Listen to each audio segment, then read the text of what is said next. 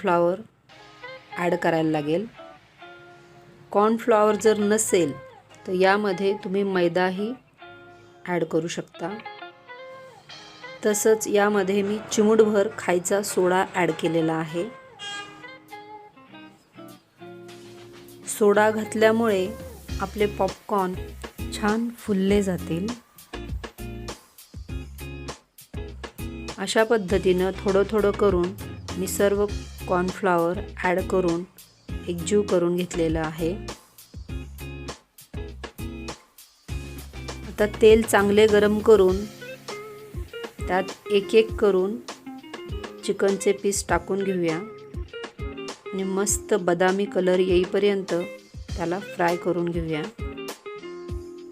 अशा पद्धतीनं मीडियम हीटवर आपले सर्व पकोडे किंवा पॉपकॉर्न आपण फ्राय करून घेऊया।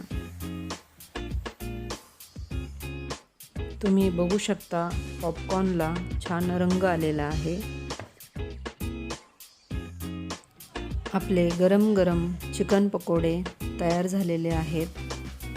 खूप छान लागतात, लहान मोठे अगदी आवडीनं खातात। नक्की करून बघा। आपल्या चॅनलला लाईक आणि सबस्क्राईब करा, शेअर करा, कमेंट्स करा। धन्यवाद।